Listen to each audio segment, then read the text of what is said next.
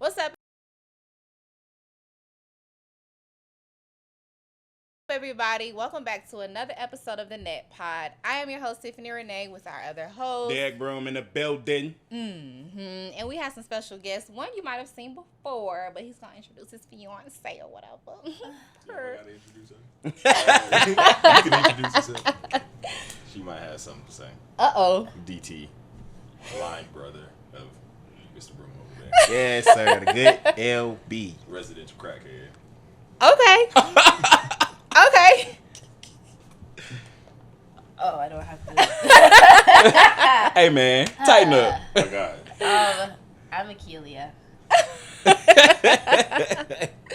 Mm-hmm. I'm his fiance. Claim him. Please Yeah. claim him, Lord I'm Jesus. waiting. I got to get pissed. We don't want no issues, okay? No problem. No smoke around here, man. At all. Today so the title of this episode is called Underwater Wonders, and we're going to explore the depths of relationships because shit get deep. They're basically being very, very inappropriate right now, and that's why you see these You said it. faces. You said it. Not us. Not we the problem. I'm saying relationships get deep, y'all. I'm not talking about your Yeah, they do. personal pleasures. We're not talking about that. Yeah, they do. I'm sorry. Go ahead. You done? Mm-hmm. You finished? Mm-hmm. You sure? Mm-hmm. For good? Mm-mm. How are y'all? Good. Thanks for coming. Yeah, happy to be here. Thanks for having us. Yeah. How do y'all feel? In general. Yeah, in general. Or about this. Both. Just okay, both. I feel good. I'm a little sick, She just didn't take her allergy medicine even though he told me to. like 5 minutes before we left. Yeah. She didn't. That's okay. Yeah. As I long as feel you ain't like got y'all that need Rona. to speak up though. Yeah. She didn't take her allergy medicine. Now she sounds like a sickly child. Yeah. Yes. But we're all in good spirits. We're all in good spirits. Yeah. Come on, good spirits. We love a good spirit. You want to start us off, babe? What you got? What you want to know? You want me to ask the questions? You want me to? It's up to you. I want to know Right quick. a couple of different things. My first question, and I don't know if it's in topic or not, but how do y'all feel in this new space, in this relationship, whether that be in general or whether that be now that y'all are engaged? Just a quick glimpse on how do y'all feel in y'all's relationship, so to speak. You go first. My nose is running. You want to pause? Yes. Okay. All right, back to it. So before we took that break, a little small break, the question was, how do they feel now that they're in a new stage of their relationship? I'm not sure if you all get a little glimpse of what our good friend DT said when she wasn't here, but we're gonna have them answer again. Yeah. Starting with the ladies first, though. Oh, so me first.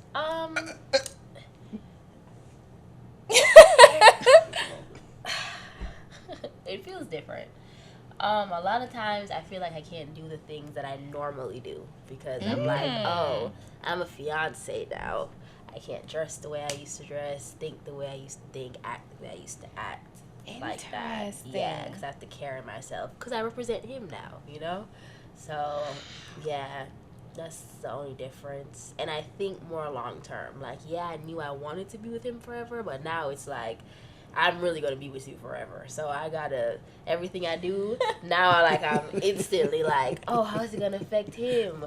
How is he going to think about this? Things like that. So I just move a lot differently than I used to. Do you agree? Do you think she moves differently? Yeah. Yeah. Do you move differently?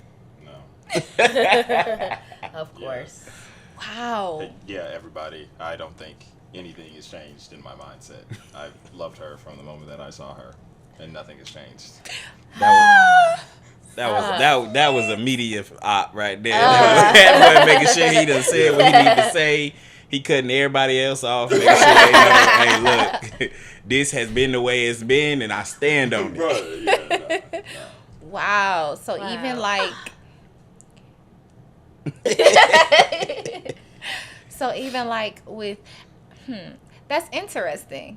Because for me, I felt like the biggest difference was that I was given more responsibility. Like, oh shoot, I'm about. Let's pause.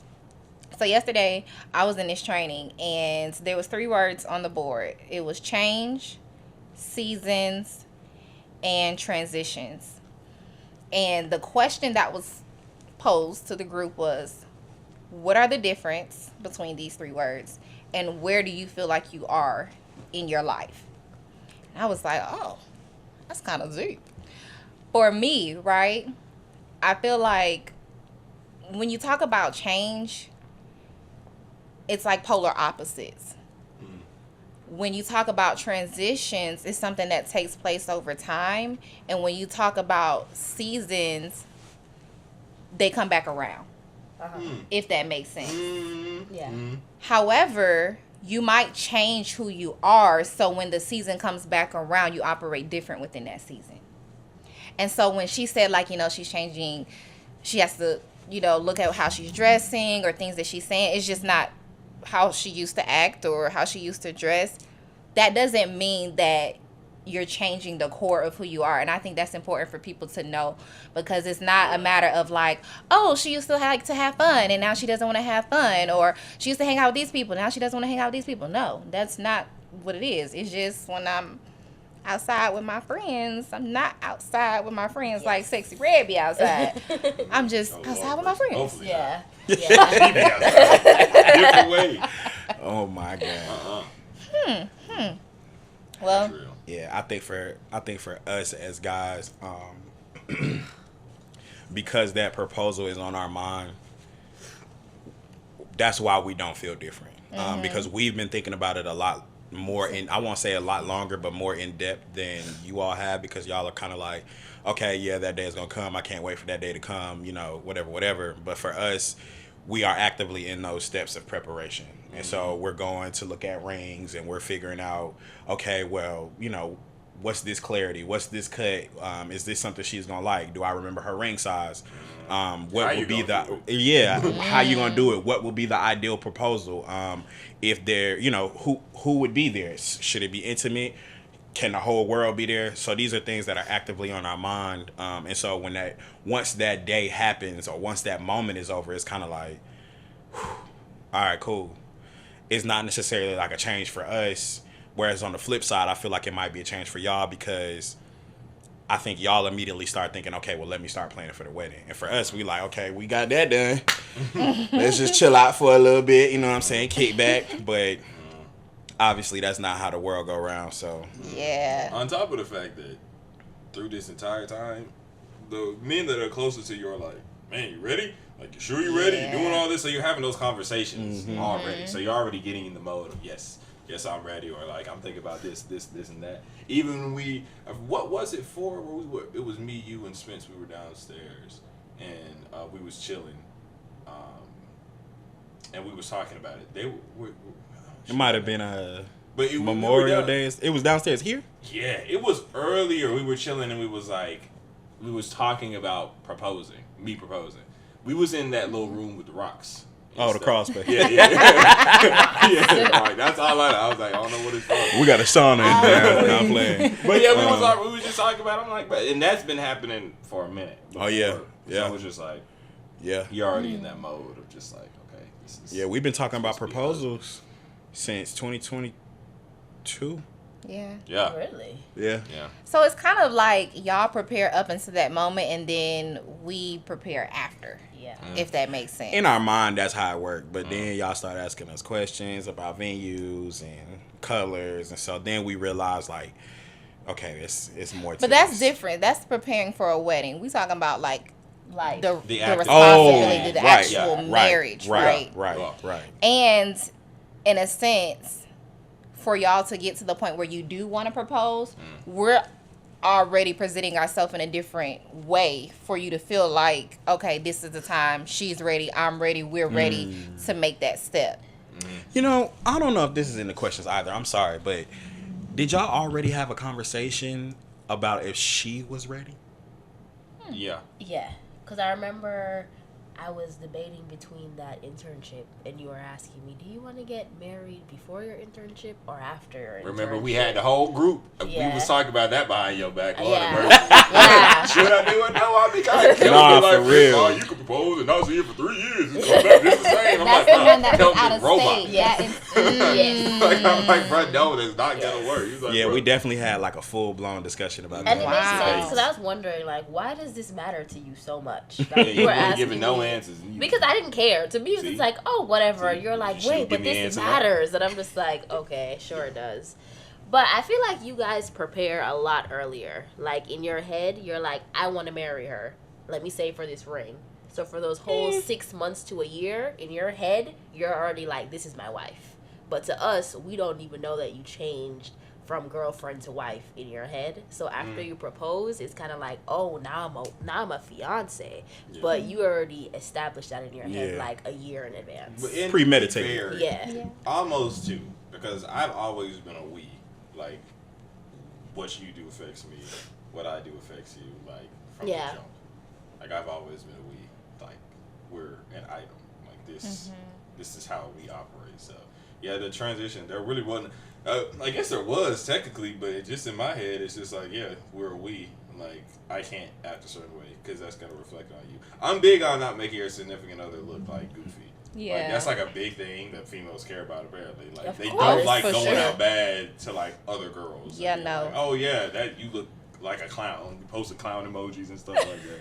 So I'd be like, yeah, nah, that's not what I'm So going to do. he's taking it But personally. for real, for Oh, real. God. I be seeing it, so I'm just like, yeah, I'm not going to act a certain way. I'm not going to do this or be in these conversations in these places. So, yeah, that's always been my mentality. Let me ask you this, Akilia. How do you feel in general? Like, it could be before y'all got engaged. How do you feel about him having female friends? This is bias. I don't care because I have guy best friends. So it doesn't Are your matter to guy me. best friends heterosexual, homosexual? Hetero. Hetero. I wish. Hetero. You wish You what? wish that they were I wish they would. homosexual. What? You wish they was tagging?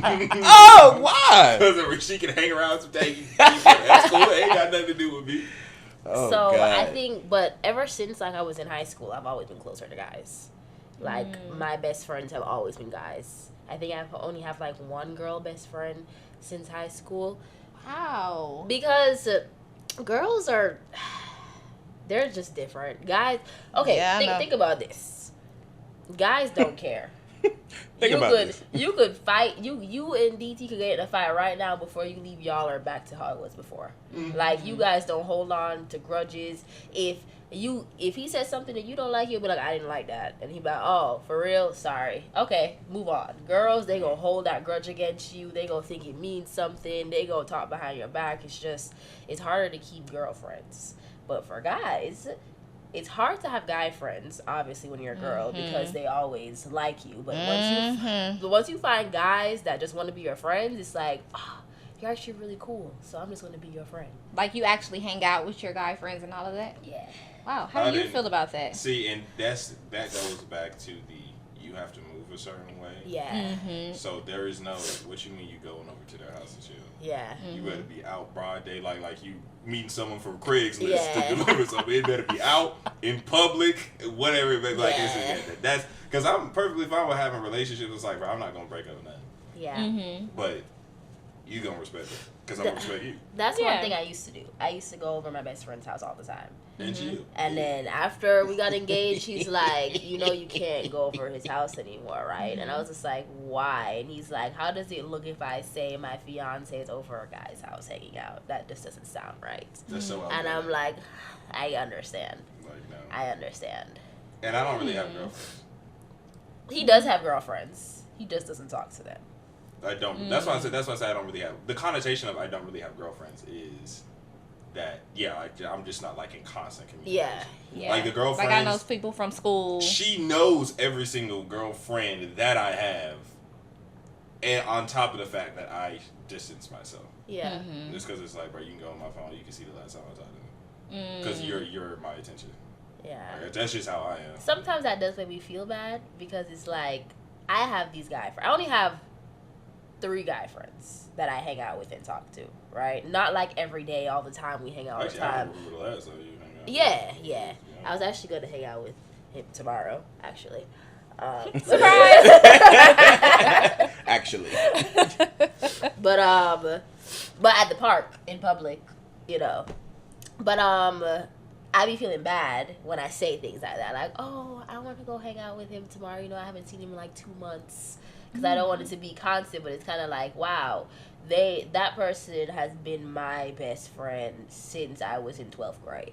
Yeah. Since I was like 17. I'm 26 now, so it's kind of like, yes, I respect you, and yes, you're my partner, but it's kind of like, I don't want our relationship to hinder my friendships too. It's kind of like, especially if he respects him and he's not trying anything with me, it's kind of like, and he respects that too. Like he said, he doesn't want me to like get rid of all my friends, but that's why I be trying to become friends with him. Yeah. Like, we cool. Like, hey, bro, send me this thing about this. Yeah. Like, you say you trying to get your P&P, like, send me resources. Are we talking? Yeah.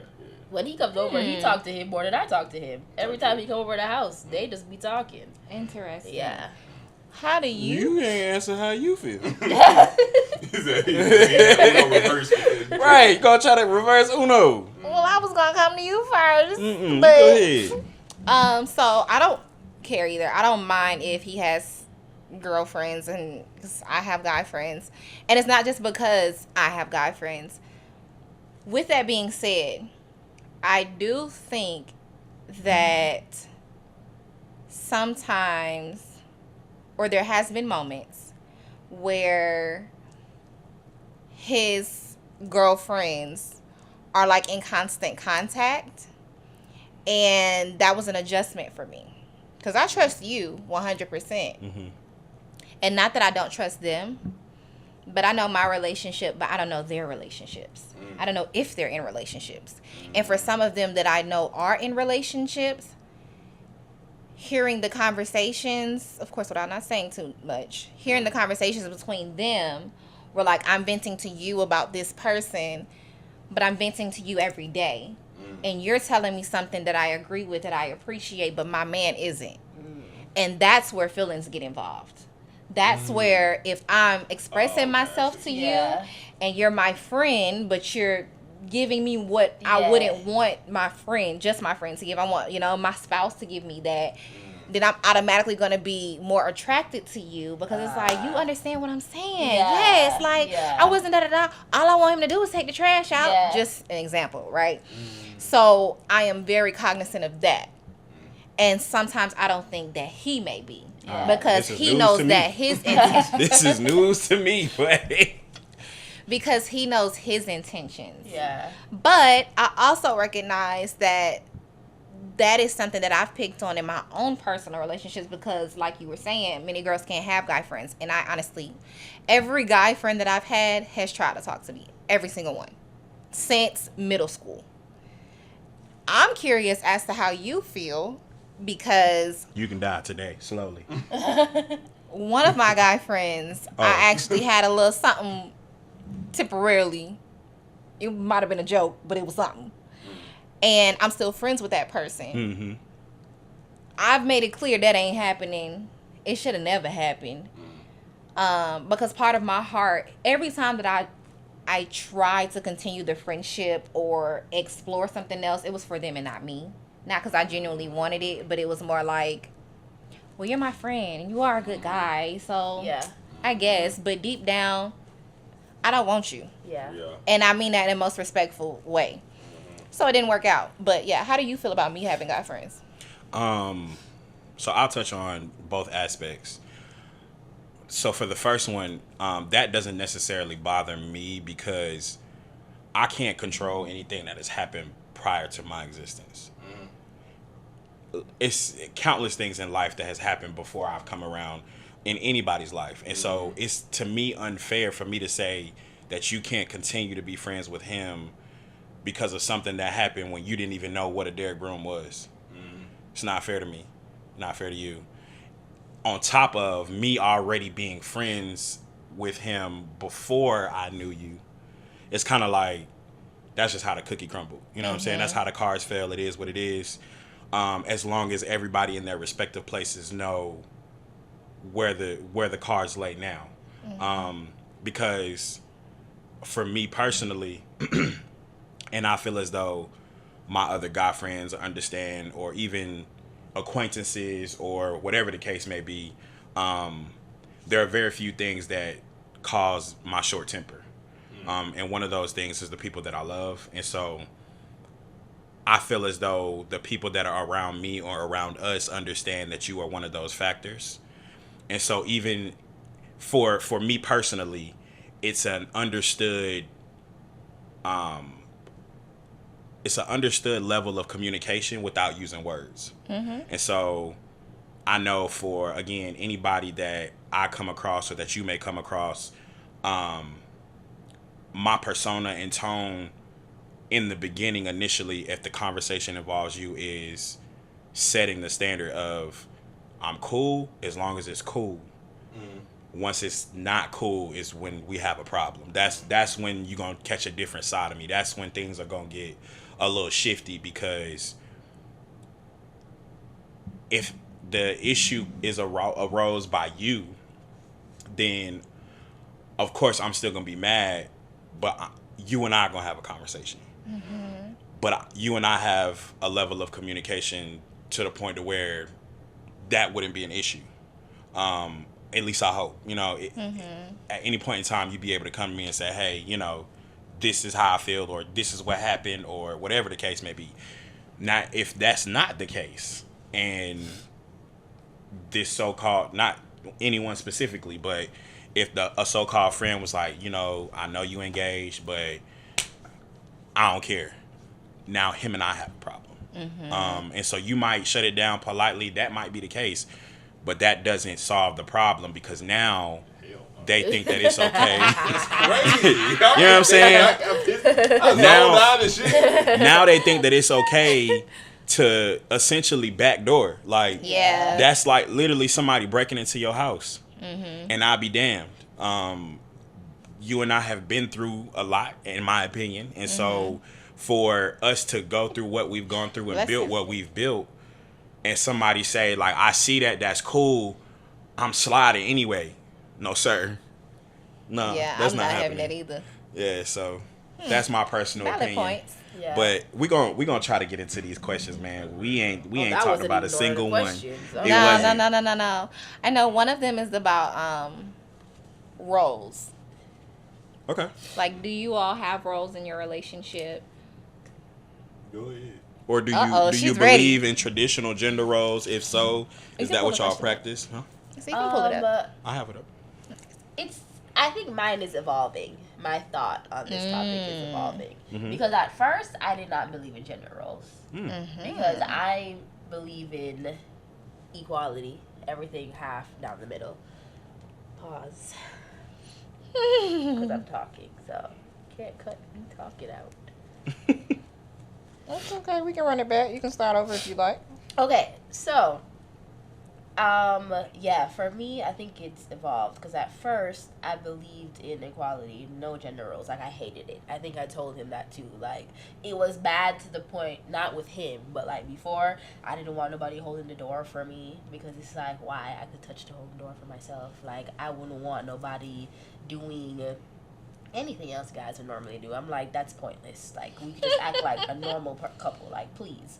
But then when I got with him, it was the same thing. But then over time, I remember the conversation with him once. I was like, you can hold the door for me, right? And then he was like, you don't care for that. And I'm like, we ain't been doing this. I can only imagine. DT hit it with the... What do you mean? Like, I literally cannot forget the next day, he'd run to the door and be like, here you go. And I'm like, you don't have to do all that, but I'm making sure. You said you want the door held for you now, so I'm making sure I hold the door for you now. Like, proper adjustments, man. Proper adjustments. So that, and then the whole bills down the middle thing, like rent, I wanted it down the middle, light, everything down the middle. Then after a while, I was like, wait a minute, hold on. If you making that much and I'm making this much, why am I stressing if you can pick up a slack? Like, yeah, so now it's not in the middle no more. I'm like, no, you could get a little more. It's okay. And then after a while, I'm like, greasy. once you make this like the street. I said, once you start making this much money, I ain't paying nothing. Just so you know, we had that talk. Yeah. It's not like nothing. I'm saving my money. I'm like, okay, I'd start taking care of the kids. So it's like, okay, I'll pay for their daycare. I'd pay for gas when we go out to eat, things like that. Like, I'd use my money for other things. If you're making twice my salary, I'm pretty sure you could pay the mortgage and everything. We agreed on that. So I feel like if it's something you're strong in, go for it. If it's something I'm strong in, I'll go for it. Like cooking, I prefer my cooking over his cooking. So I'll cook. I prefer his money going to It depends things. on what we make. It does depend on what we make. She said, I prefer his money going to the bills. Yo, that's insane. No, some of your stuff be good, but sometimes That I ain't tenderloin. Hey man, shouts out to all the people who eat tenderloin. Nah, not that tenderloin. That's funny. Nah. Okay. But yeah, whatever is fair. I'm not like a stickler. Like, okay, we have to do this, we have to do that. It's whatever will work for us in that moment. Yeah, I'm okay with. Yeah, I agree. Oh, she hit the nail on the head. I am. Well, I would say preferences would be like, not every gender roles don't work for everybody. Yeah. Literally, there are some relationships that are the exact opposite, and they've been locked in Forever. That man is staying at home. With He's them taking care of the kids, kids, yeah. and they are just a great family. That's the prototype ain't gonna work for everybody. Yeah. But for me, I would say I'm more on the traditional side, even with like things like raising kids and stuff like that. That might be a topic, so I'm not gonna get into it too much, but. Yeah, definitely. That's just my automatically, because I grew up with all sisters. So my dad's gonna be like, nah, this is how you operate. This is how you operate. All right, cool. I just do this, do that. She's the type of person that it really doesn't matter if you tell her something, she's gonna have to see it. That's why I didn't beat her over the head and be like, no, this is the way it's supposed to be. I'm like, okay, I'm gonna just not hold doors open for you. And we gonna see how you like it. Yeah. Till y'all moved into the high. Yeah. That no heavy. That no heavy. That no heavy. Oh god. That no heavy. That thing is heavy as hell, bro. Damn. I be like, bro, Definitely a workout. walking into a prison? That's ridiculous. Bro, for real. So stuff like that, I do see as important, and even with her, I don't hold the door open every time. So she can do that sometimes. So it's not like I'm holding you back. You see this gesture, but I'm gonna let you be who you are. Like I'm gonna let you be your own person. Because the one thing that's important to me is not being with a bum. So that was something in my mind for a long time. Because being younger, I was exposed to relationships where, again, just what I got a chance to see, where women were literally leeching off of their man. So I'm like, I'm being told this methodology of take care of your woman, but what is she doing? Like, so I had to grow up and be like, oh, okay, like, just don't be with no bum. And she's going to take care of the rest. So it's definitely a give and take. Like, I would definitely love to completely I told her, I was like, yeah, just take care of literally everything. Because I know you're not the person to just be sitting back and just watching TV all day and not do a damn thing. That's just not her. Even if I'm paying all the bills, she has a career that she wants to do. Like, she wants to do this, she wants to do that, she wants to take care of this, start this organization, whatever. So I see that drive and passion. So it's like, I'm perfectly fine with paying for everything for you because you got my back and you want to excel in life either way. So, yeah. It's percentage based too for stuff like paying for stuff and just like that. Yeah. When we get to that point, I ain't got it like that yet. On the way, man. On the way. way. You want us to? Yeah. So with us, it's kind of the same way. Actually, we are a little more traditional, and I think just like how you said how you was raised, it's based on how I was raised. I have been exposed to so many relationships. I'm talking years worth of relationships, especially with all of majority of like my aunts and uncles or like cousins that's your aunties, because she auntie age but she really ain't your auntie. All of them have been like 10, 20, 30-year relationships. But on my mom's side, unfortunately, outside of my grandmother and my grandfather, the woman was the head of the household. And so when I got in this relationship, I didn't know how he was going to adjust to it, but I really didn't give a fuck. Beginning, I was like, oh yeah, no, I can take care of myself. I'm independent. If you're not coming with this, don't come at me. Period. And he was like, oh, like, okay, all right. But I think for him, it kind of like enticed him a little bit. Like, you know, okay, she ain't no bum. Yeah. She doing her own thing. I'ma find a way to make one. I hate that I just said that. I'm a Clark Atlanta graduate. That's the motto. Jesus. But that was just me. Like, I'm gonna find a way to make one. I'm gonna do what I need to do. So when he came into the picture and it was certain things that he wasn't doing, I articulated like, I need you to do this, or it's just not gonna work. As time has gone by, things have changed, of course, because I know that he's able and he's willing, and I think that was the methodology behind Yeah, that. I ain't use that word. You got it. Mythology. That was the method to the madness, Greek okay? stuff, right? Zeus and them. That was the method to the madness. I wanted to make sure that if I can't pick up the ball, that it's going to be picked up. Yeah. If I want to stop picking up the ball, it's still going to be picked up. And we do a lot of percentages as well. We do a lot of like, okay, well, you do the mortgage, you do the utilities, or, you know, just that kind of thing. And of course, as we grow, I don't know how things will change. I don't know if he'll eventually want to be a stay-at-home dad. I don't know if I'll want to be a stay-at-home mom, or if we choose that. Yeah, you never know. I don't know. I work from home, so I guess I'm already in that stay-at-home dad realm. But I'll piggyback off of that just to echo it a little bit.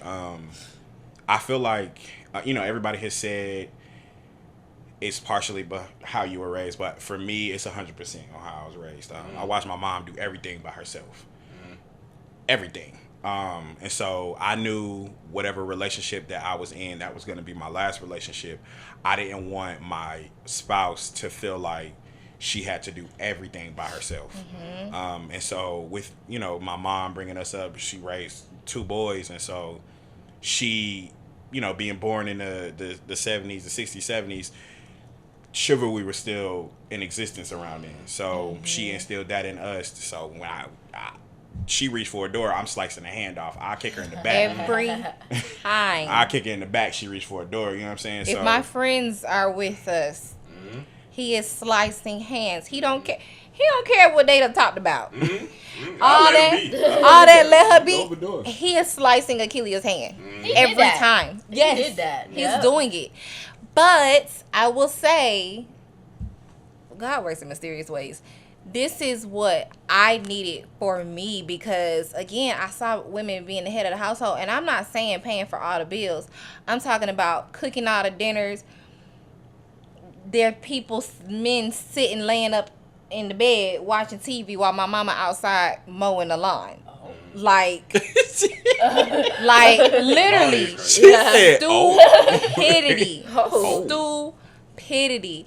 And again, these are women who knew that there was issues, but believes in for better or worse. Until it was like, all right, this is much you worse. Walking, you trembling, running, stumping all over me at this point. You know what I'm saying? They did all of that. Why? Okay, I got a flat tire. I got to call a whole tow truck if my man is a mechanic. I'm sorry if that feels like a shot. It might feel like a shot to a viewer. But I'm just saying. Like, that just makes no sense. You know what I'm saying? If I got a son and he need a haircut and my husband is a barber, why I got to go find somebody to cut his hair? Like what? The barber, that hurts. Like, come on, bro. That's so much loyalty. So much loyalty. You can't cut your son hair. And it's not because you can't, but it's because you are choosing not to. That is the issue. Yeah. So yeah, we typically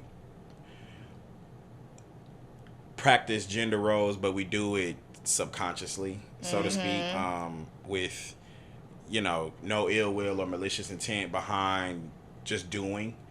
And so when I come in the kitchen, or if I come home and I want to cook for her, it's not because the food the day before was nasty, or it's not because I want to feel in control. It's simply because, yo, you've been in the kitchen for the past couple of days. Just kick back. I got you. And don't get me wrong, it's still a battle for me. And I honestly pray that that's a battle that we have for the rest of our lives. Because I don't want to get too comfortable. Yeah. But it is still 3 years in. There's something happened today. Oh, we were getting stuff ready for this moment. And I was like, oh, I'll go to the store. After this man had a whole day out running errands. He cut the grass. Came in like, oh, no, I'm going to run to the store. I'm like, bro, I been here. Yeah. I was laying on my ass. I be here. I can go to the store today. Nah, you just sit down. I'm like, all right. Okay. And she Can I still go came with to you? the store. She still came to the store. But that's a good happy medium, right? Yeah. So in situations like that, or any situation where we find ourselves conflicted, we try to find that middle ground that appeases both parties. And so that's a good middle ground because of the conversations that we've had. Like, she knows that I don't mind going. I know she don't like going to the store. First of all, the girl will order groceries online, have them put it in the trunk, and peel off. Don't like going to the store. I don't mind. Hate the grocery store. I don't mind it. I'll go to the store. I'll walk around. I'll talk to the cashier. Whatever the case may be. Yeah. Yeah, but the once a month we could just go to Sam's. We ain't that lazy. Nah, y'all might be. She said, I might be that lazy. Ooh. Speak for yourself. But when that happened, because I know that she doesn't like going to the store, that's why I was like, bro, just chill. Yeah. But she knows that I enjoy her company, and so it was kind of like, okay, well, if you're not gonna let me go to the store for you, I'll just come with you. Yeah. And so I was like, oh, that's the love language. All I'd right, be like, cool. well, I'll come with you. Oh, for real? Get your stuff. yeah, come on, let's hang out. Go to the store, walk down some aisles. That's the go to the opposite freezer for us, section. for sure. Really? Because I like him being there. He don't like going, but I'd be like, just come. But BT don't like going nowhere. I will. Me. Because I don't like her going places without me. It's like a weird what if something happen? Like, what if somebody looking at you? Yeah, it's just like You're a fiance and now. it's my thing. If I think about it, I have to do it. Because it's like, what if God telling me to go to the store with you? So if I be like, if the thought happens, it's over. I'm like, damn, I gotta go. I'm getting to that point. If I have it, if I don't have it, I'm like, oh yeah, you can go to the store. And it's cool. I just let her go. But she don't want to I'm walking to the store. Cool. But especially if she asks, it's like it's over with. Nah, I have to go. You gotta go. I gotta ward some. I don't know. Ward them off. Whatever. We gotta have a podcast about that. Like, when you have those, because recently, like the past few months, I be telling him all the time, I need to I need to start going by my first mind. I will have a thought, and I know it's that gut feeling. I know it's God. You telling me. But I'm like, nah, it'll be okay. Just try to Next thing you know, rationalize. house on fire. Not this Wait a one. minute. Oh, I was like, Not this one. She like, you know that burger mark? Oh, God. Yeah, man. You remember when I told you it was a little warm? Microwave blew up 10 minutes later. What? Not this one. I'm just saying, like, that's how I will literally think about somebody, like, oh, I need to call them. And then the next moment, oh, yeah, you know they in the hospital? What? oh. Like, that's the kind of moments I have. Or if I'll say, like, I don't know about this job. It's going to be crazy. It's going to be chaotic. And I'm like, well, let me give it a try. And it's crazy and chaotic. I am literally having that moment right now. And I'm like, bruh, you knew. You can tell sometimes how in the beginning, like, this is going to give me anxiety. I'm going to be stressed out. So my response is just, she be coming to me, I don't know what to do. Just go with your first mind. Yeah. Seem to work out.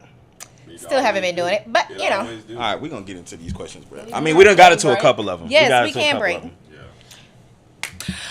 So we had to take a quick break, but we're back. My favorite fiance over here. Fiance is crazy. Apparently, I'm free now. I heard you. My favorite fiance over here I better be your only fiance. got some questions. You're my Right. favorite too. That's great. Wow. You know, I don't think I've ever seen you in blue jeans. But we'll talk about that later. You haven't. All right. These. That's not Sheen, man. Please don't get shut down. Bruh, I know please you don't get caught up on the Rico, dog. Free Sheen, bruh. Free Sheen. They should drop some free Sheen shirts on Sheen. Free Sheen. Ooh, Give us credit. That would be so hard. That would be so hard. Give us credit. I might just go ahead and make some. Yeah, free Sheen. That's hard. You heard Hey. it here first. You heard it here. And when you see the us with the shirts, make sure you go us, yeah. email us your pre-order at ceo@thenetbrand.com. Appreciate you. All right. So we're gonna get into these questions. All right. So question number 1. I'm gonna let you read question number 1. Are we gonna say all of them? We're gonna All right, y'all. get into what we can get into. What does it truly mean to be emotionally available in a relationship? And how can we cultivate emotional intimacy with our partners? Let us know if you need to read it again. Yeah. You might need to break down. Just break down. Okay, so Let me first tell part, what does it truly mean to be emotionally available in a relationship? Do we have to go first? Yep. Yeah, same order. Y'all You the go first. y'all the guests. Yeah, 'Cause same I order. went first last time. Okay, that's fine. Hey, happy life. Him avoiding a I fight. think emotional availability is being available to take on the emotions of your I partner. knew you was gonna say some shit So, like that. to empathize with them, I kind of see the first thing that came to my head when you said that was when Christ talks about his yoke is easy and his burdens are light, so cast all your worries upon him. Basically, it's Come just on, like, biblical. just you have to open yourself up to take on with them whatever they have on them. And sometimes you don't be ready to do that because it's a lot. Sometimes you're not emotionally available because it's like whatever Yeah. you're bringing, I know, like we gotta handle it together. So I'm not gonna be able to lift my part, and now it's gonna come out bad, and then I might not be paying attention. Now you're gonna see that I don't care about you. So yeah, just being available to take on, in my head, and how we treat it, attack whatever your partner's going through together. We can't attack it together. You're gonna be fighting by yourself. There's gonna be a bystander looking at you. You need to molly watch. Akilia. See, you want to? I know, it's like D. Yeah. You want me to go first? Emotional. I mean, No. I can go. Okay. Because it's kind of like what he said, to be emotionally available. No. I would say just to piggyback off of him. Yeah. That's I it? think Dog, there's no way, bro. to add, I would say to be emotionally available is being willing to recognize that we are all people. And I say all because there's, I know I didn't say nothing with that. You but always do that, bro. I say all No because words. I often have to tell myself to just be me and not the professional me. And so I don't want to say like your wife or your husband because it might be a them, a they, all of that stuff. Just recognizing that we all have feelings.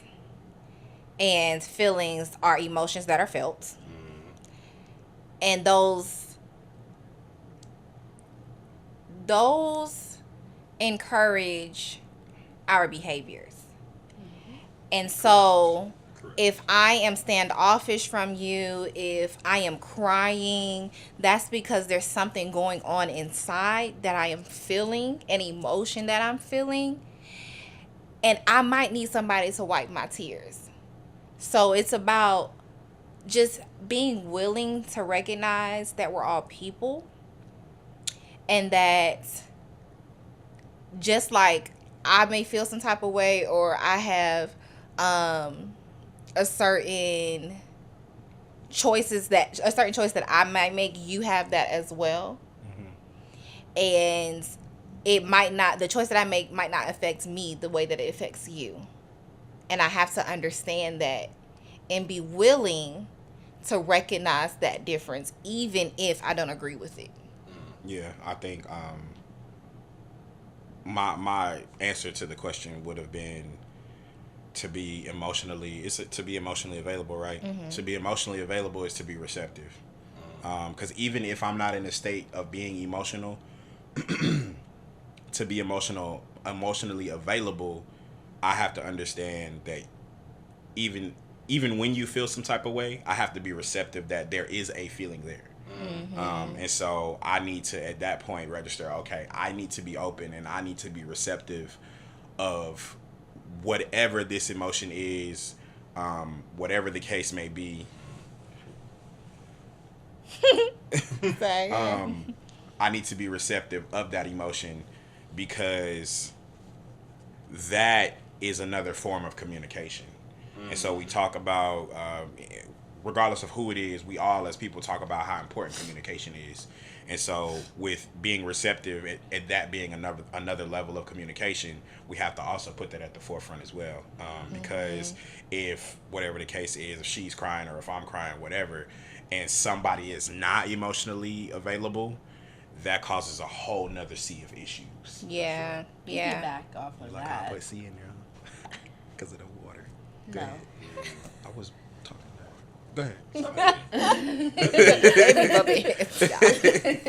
Piggyback off of that, I feel like it definitely works in reverse, because I feel like a lot of time, I could only talk for myself, but definitely for girls, we like to say nothing is wrong like 3 times when they ask, and that could really not make a rift, but that could really solve problems really fast. So like, instead of catching attitudes or instead of like shutting down, like you said, you have to be available to say, hey, I'm feeling something. Can I, like, let me tell you, let me not have attitude with you, or let me not push back, because I know that it's a we, it's not just a me. So that's going to affect our relationship too. So I definitely think it works, you know, both ways. Yeah. And even in that, just so with you saying that, that made me think, even if I am feeling something and I don't want to convey what that is, like you said, just recognize it. Yeah. So there's plenty of times where we talk about, like, or we use our code word, or if he says, you okay? No. And that might just be what I give him. Yeah. And then he'll follow up with, you want to talk about it?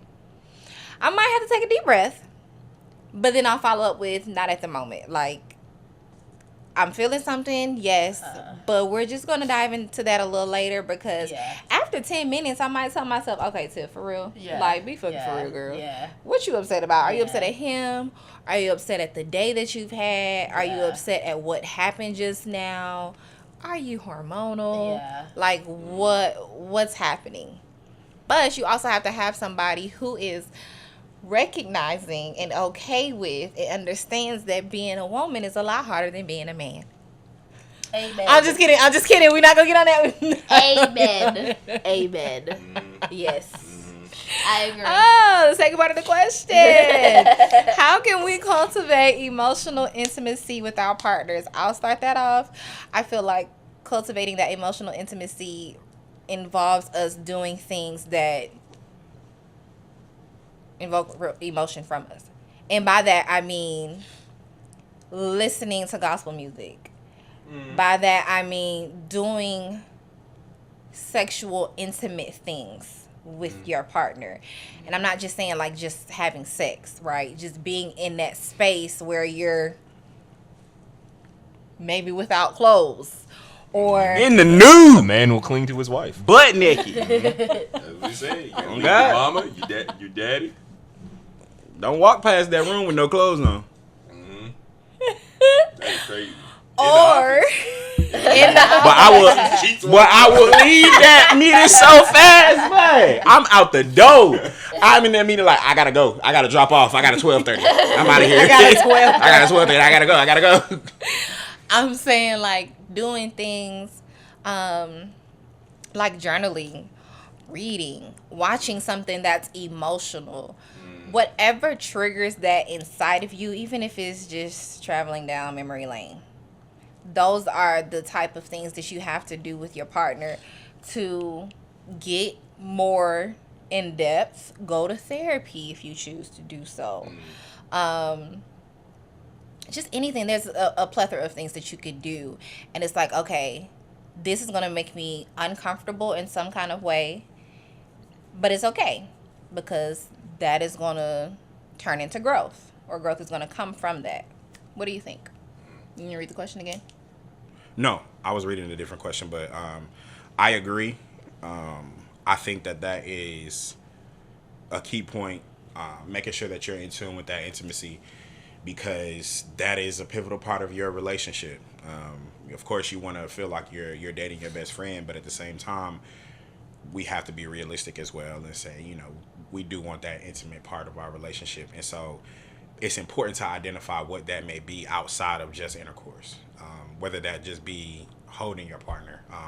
One of my, and this folds into the next question, we'll get into love languages in a second, but love language, one of my love languages is physical touch. And so when she is just walking across into the kitchen or whatever the case may be, and I get up and I just hug her, that is a level of intimacy and a level of connection for me that is valued, and she recognizes that. And so in that hug, you know, she'll hug me back, she'll give me a kiss on the cheek, I'll tell her I love you, she loved me too, and boom, we just had a whole intimate setting that could have lasted maybe 5 minutes, but it was more fuel for me than it was for her because of my love language. And so I feel like we try to practice those interchangeably with however we're feeling, whoever may need that intimate moment at that time. And so, you know, for her, it might just be watching a movie and cuddling and we just kicking it on the couch. And so we try to recognize those opportunities and take advantage of them, so that way we don't have a dull relationship, so to speak. Yeah, because might I add, physical touch is not my love language. At all. She don't like being touched. It's or not my talked to. first, my second, or my third. Wow. Like, I am introverted in and out of my relationship. So I literally will have to tell myself, because sometimes if we've been home together all day and this literally happens and he's walking towards me and he's like, can I have a hug? And I'm like, it's 7:30. We just got out of bed. Like, we was hugging in the bed. Though that's the first thought that comes to my mind. The second thought Wake is, up rude, man. this is only going to take 20 seconds. And I mean that in the nicest way. Like, that's me telling myself, like, Tiffany, you're not going to be late if you give this man a hug right now. Yeah. This is what he needs. So give him a hug. Like, you can stop what you're doing. The world is not going to end if you just acknowledge that he needs this in this moment. And it's a work in progress, because sometimes it's like, no, like, I'm not even in that touch me type of vibe today. But I have to, again, communicate that. I can't just assume that he knows what I'm thinking, or it's going to turn into what's wrong. And I say nothing and he really going to think it's something, but it's really nothing. I just don't want to touch you. So. And then I'm going to leave the house. And he will. Because to him, if I'm not giving him that love and his number one source of it, he feels like he did something wrong. Yeah. Like, what's wrong with you? What did I do? Well. Are we Allie, love languages, or? Did y'all already answer the intimacy? No, they didn't. But I didn't know if they did y'all wanted want to? What was the second part? Ask it again. How do you? Well, go ahead. Because it was. How can we cultivate Yeah. emotional intimacy with our partners? I think it's going to bleed into the love language question. Okay, B. Yeah. All I right. think you just definitely knowing your partner's love language. Okay, so we'll jump right into sure. the love language question then. That you would answer first. How does understanding and communicating in each other's love languages impact relationship satisfaction and emotional connection? These questions are like... Sorry, one more time. Please. How does the love language affect the relationship emotionally, and how does it impact the relationship and satisfy an emotional connection? Impact the relationship and satisfy the emotional connection. Okay. We had this talk before about love languages. I feel like it's really important, obviously. Yeah. Because if, for example, my love language is physical touch and yours isn't, and you just focus on what yours is not, which is not physical touch, and you don't ever touch me, I'm going to think you hate me. Mm-hmm. So emotionally, I'm going through it. Yes. Because I know a lot of times for you, and this is something you finally helped me to be able to explain this to him. Oh, Because see, it's what we're doing here is saving marriages. the What's this words. got to do with physical touch? No. Oh, freaking answer! DT done got up. Hold on now. Not really physical touch, because that's not really my number one love Talk about language. hugs? No, I'm gonna get there. Let me. You talk practice. Go ahead. I didn't want to. Like a lot of times, I'll come home or I'll wake up or something, and then I'll talk to him, and he'd be like, just dry or like monotone, and I'd be like, "Are you okay?" And he's like, "Yeah, I just got off work." Or like, she's exaggerating. It's not like that. That's a fucking attitude, right there. I do not be like that. Oh my That's gosh! insane. I do not be like that. I get it though. Yes. Dry. I will say that. Dry. You and ET? Yes. Yeah, I could have told you that.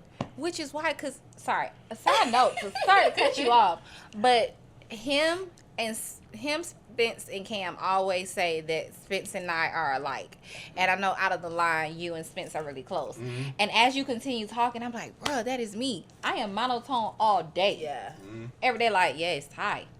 What? What do you want? I'm working. Like. But I know. Okay, sorry. Go ahead. I'm gonna let you finish.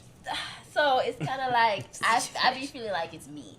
Because mine isn't, I don't know what that's called. Oh, words of affirmation and quality time. Those are my two things. So, like, when I used to go out to work, because I work from home most of the time, that's when I used to go out from work, I'd be so excited to come home and spend time with him. So excited to come home and see him, and he's just dry. You get it. Yeah, and I'm just like... Because he been at home. Yeah, and he just been Ain't shit chilling. changed. So I just be like... Did I do something? Like, and he'd be like, no, I'm just tired. And I'm like, okay. Yeah. Or like, we wake up in the morning and I'd be like, hey. Hi. And I'm like, I was so... But I know I be pissing you off. I do it on purpose. I be like, good morning, nigga. She be like, is it a good morning? Because you're yelling and I haven't even opened my eyes. and that's a lot. That would be a lot. Normally she just be like, I say full blown sentences and mumble. He be like, bro, what? You know what I'm saying? I just be saying responses, hoping they right. I'll let you know. All right, Yeah. love you too. I walk out the door like, And I be taking everything personal. Yeah. I guess to say that, like, what was the question? How does your love language Yeah. Confess that. contribute? What's the question? how does it impact The relationship. Yes. the relationship So, and like, if you- satisfy emotional connection? So if you don't feed my love language, I'm gonna feel like something's wrong with our connection. And Ah. I feel that a lot of the time. Even Now though she's in my emotionally head, hungry. I know that I'm tripping because you tell me that all the time. But still, like, you know, I just need that, like, oh, you're tripping. It's okay sometimes. Or sometimes I need you to be like, she really didn't see me for 8 hours. She really has been stressing and struggling at work with these dodo birds all day. So let me at She don't least- mean that. She love her job. She love her job. That was my old job. Oh, okay, that's all. Yeah. So it'd be nice to be like, hey, like I would love a hug when I come home. I would love that. Be like, you missed me too. Oh, great. Okay. And then we move on. You know? Yeah. I think it's your turn to speak, brother. Because we've definitely talked about this. Yeah. Okay. It makes perfect sense. But I see, can- they help me put it more into better words. Than Yeah. He looked at the mic like, Yeah. ain't it my turn? Right, like, let me make sure this is closer to me. See, when she gets home, 9 times out of 10, still working. I'm offloading, so I'm like getting done with my work. So I say, okay, turn around. There her ass is, ready to talk. I haven't farted. So I'm like, damn, Bruh. and she is unloading all the shit that she had to work, did at work, and it's cool. I want to hear about your day. Can I breathe? That's my my thing. Cause to me, she'd be like, damn, bro, did you miss me? Did you miss me? I'm like, bro. In all honesty, no, I did not miss you. Because I know you're coming home. didn't miss her in that. Maybe you didn't miss her in that moment because you haven't had a time to process your Bro, day. that's literally what I'm about to say. Like, Or I've been process the I've fact just that been she's not working. here. Like, Yeah. right, I've just been working. That's all it is. Like, I've just been working. I've been chilling, Right. trying to like not even chilling in meetings and all this. So by the time I need like a debrief, so I can be like, okay, I'm not at work no more. Especially because I'm at home working. Can I ask a question then? Because of that, because you do a lot of client facing. Yes. Right. Yes. So, and this is just me asking a question from the outside looking in. So does it feel as though once you've gotten done with your client facing, you turn to another client facing? And this client don't go nowhere. Absolutely. Shut off the computer. They can't do nothing. And it's like, because we're on the same wavelength, I would like that. Yeah, I definitely want to hear about your day and hear whatever. Especially, like I said, she got a job. Like, I'm definitely like all ears. Mm-hmm. I need like a second to be like, okay, like let me just get something to drink. Like, I'm not at work no more. Yeah. I have to get out it takes me a longer to get out the mode because I'm at home. Like, yeah, I'm literally your workspace. My work changed. It's not like I gotta like get out of that mindset. That's why that office. But once I walk out, I'll be like, see, whoo. Exactly. Real world. It'll be a little better. Oh, it's gonna be a lot better. It's gonna be a lot better. Oh, sorry. Go ahead. No. Go ahead. It's gonna be a lot better, but it's still gonna be a lot the same. Yeah. In a sense of, I had to realize a daily ritual is serious. So for me, when I was doing therapy, you done told me about your life, your suicidal ideations. You being raped, like heavy stuff, right? And then I turn around and he want to kiss me, but I'm still like trying not to feel what my client has felt. And I've been straight, and I'm like, okay, this is, no, how did that make you feel? We dissecting that, and then afterwards, I'm like, yo, how the fuck did I just tell them that they need to, use coping skills, but I'm not using them myself? And then you want to love all on me, and this girl just told me that her great uncle used to love on her inappropriately, So I had to literally like, okay, let me get up and not just go out the room, but oh shit, the sun is out. Okay. A lot of people, as crazy as it sounds, I know a lot of therapists who do this, they'll stand up and they literally will shake their body, and it's like, I'm just literally shaking the shit off. And so I feel like you will have to implement something like that. Oh, you did? You tried it? No, I walked by, she was doing the hop shake. I was like, oh, that's a little bow wow. You're annoying. But sometimes you have to, and at first it was real silly. I'm like, this shit ain't working. Like, it's just not working. But once you keep doing it, it's like, okay, cool. And then we had to find a balance, because if he's coming home and he da-da-da, or if I'm coming home and I'm da-da-da-da, and I'm all hyped, like, hey. Maybe it's just like a, hey, babe. Okay, I'm going to give you about 10 minutes. And then you better come back over here. You better fucking kiss me, because you don't walk in this room, and I ain't seen you all day. So we had to, like, implement, okay, I'm going to give you 30. I'll give you an hour. Then I'm not going to, hey, you okay? Yeah. How's your day? Yeah. Then I can get there. You got to take that time, because I'm a real simple person. Like, I'm yeah, he's simple. He real simple. You got a lot to say. I want to hear. What? Nah. I said he's simple. Nah, what else you want to say? That's it. I was just saying, not simple like slow. Simple like black and white, cut and dry. Yeah, real cut and dry. Like, I didn't mean slow. I didn't think slow. I was just talking to the audience, not you. You need another Real paper simple. tall? No, I think. No, I got it. All right, cool. I'm sorry. Go ahead. You got the floor, brother. And kind of like Tiff said, I'm not like a hugger. I'm not like a physical toucher. Like, I had to stop myself from being like, bro, like, and love, bro. I put a ring on her, so obviously I love her. Well, I'm just like, bro, like, why do we like, especially when she asks for a hug, I'll be like, bro. And that hurts me sometimes. DT don't even dap niggas up all the way. Really? Yeah, he hit you with one of these. It's a broken. I'll show you. He hit you with one of these. Like, It's not that bad. Nah. He's definitely did that. The class, it don't never happen. Wow, Class I'm thinking don't of ever like happen. the side hugs I've given him, and it's probably been like moments where he's like, bro, why the fuck is she even? He side hugs me. That's not But true. I'm saying, like, That's not true. even He definitely side hugged me before. Maybe before, but that's just Yikes. not a. That's not a reoccurring trend. Yeah, that might have been one time. Yeah, but like, I can't even think of the occasion that I've was done your that. day. To be perfectly honest, I can't even think of the occasion that I've done that. But anyway, But to harp on the whole hugging thing, it does hurt my feelings. yeah, sometimes. I know, but I have to get out of that mode. he's But I gotta like, I'm real self-aware. It's just First the step. action plan Yeah. that I be having to be like, how am I gonna do this? Because with me and her, she knows this.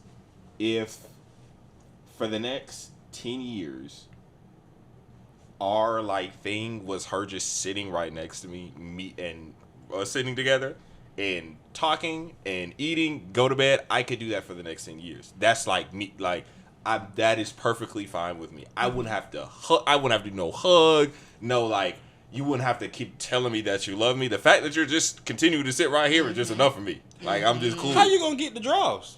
He ain't talking about that. We're talking about just like love language. Everything all right. outside of sex. Yeah. It's Everything I'm just outside saying, of if you sex. just sit there every day. But I'm sorry to ask. This might be a little personal. Wait, is this one of the questions? No. She like, look, let's just get straight to the questions, bro. Now that question list is extensive. We don't have to answer all of them. Yeah, God, I was about to say, so with that being said, are you the type like when y'all are intimate sexually, do you have to kiss? Do you feel like were there moments where like, nigga, you not kissing me? Because I know people who had to have that conversation, like, I literally feel like I'm a doll and you're assaulting me, or like you just getting what you want and you leaving. Is it different when y'all are in that space and you want to be touched and hugged and loved, or did you have to grow to become that way? I think, funny enough, when we're in the bed, that's the one time where I'm touching her all the time, not even sexually. Yeah. Like we just like y'all we're just playing in the around. If we're just in the bed, like that's pussies and shit. yeah, type Flicking type the shit. Flicking the bean. Whoa. We see what's Yeah, on his non-sexual. Oh. Yeah. Yes. Yeah. Oh. So I'm we were I'm here. affectionate in the bed. Yeah. Yeah, like I'm just that's my time to be. It's like I allot times for things. Like this is a time where we're affectionate. She's like, I want to touch you. Let's go get the beat. Hey, Let's go get that's the when beat we so I can talk rub your more. thigh. We talk like I'm a big even get into bed early so that we can just talk in the bed and just be like in that like low chill vibe where we can just there's not a lot of outside things going on and we can just focus on the conversation type. You might not equate outside of the bedroom to anything other than outside of the bedroom. Right. Type That deal. makes sense. Type And it deal. might have been somehow you grew up, because I know some people they didn't see their parents do that type of stuff, so it was like, nah, you do that there. Out here, we're family. We're in the family room. We're gonna be respectful. We talking, but we ain't really touching and loving. Ain't no your feet on him. Yeah. That type And she of vibe. definitely my best friend, but she's also like a female who needs woman things, right? So I be having to remember that too. That like, Right. like just even the hugs and stuff. Like I said, I be knowing it. I be knowing it. I just be having to get that out of my head because when the way I think of her, it's just like, damn, like you're literally me. Like Yeah. I wanna just love you like the way I don't know.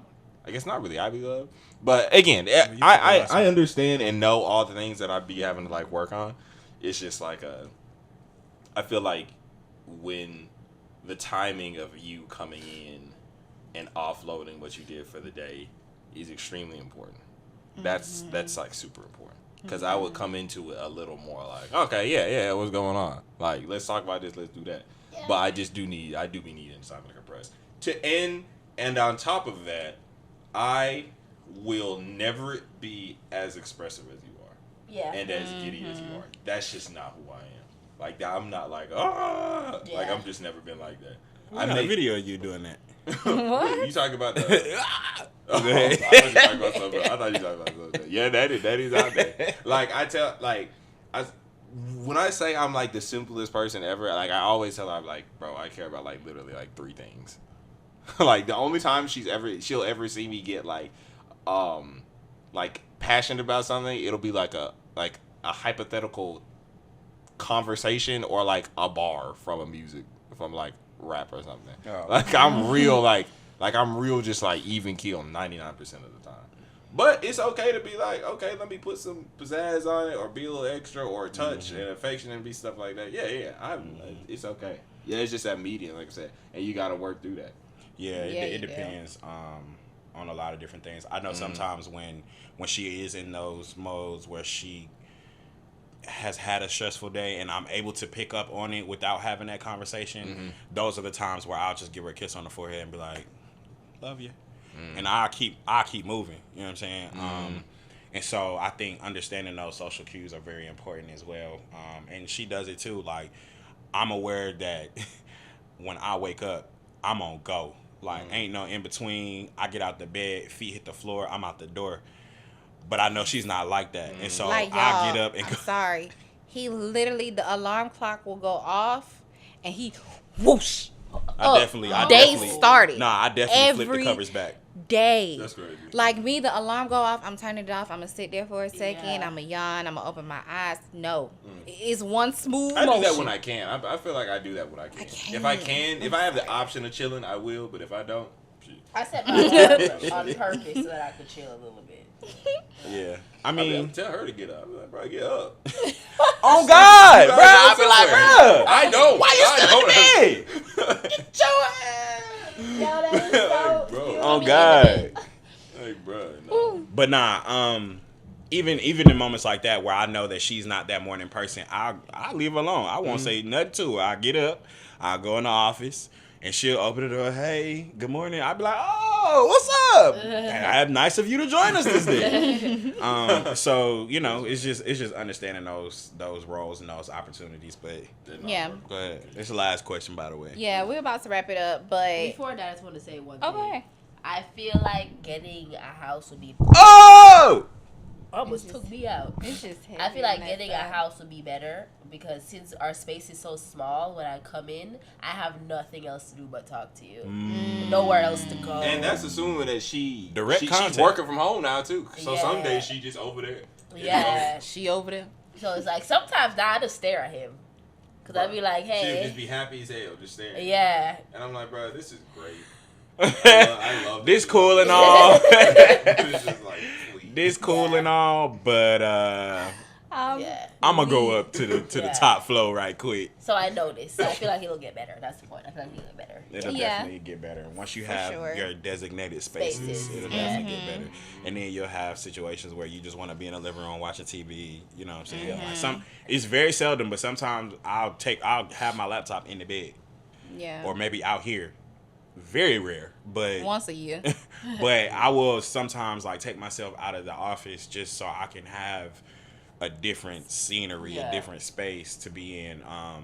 Like sometimes, you know, she's out here, and so if I got class, even though I'm in class, I'll come out here and sit with her. I know she ain't gonna want to talk, but she's cool with just being here. So Yeah. it'll definitely get better. But I'm sorry, go ahead with the last one. So my last question, it is kind of like we've already kind of talked about it, so I'm gonna switch it up a little bit.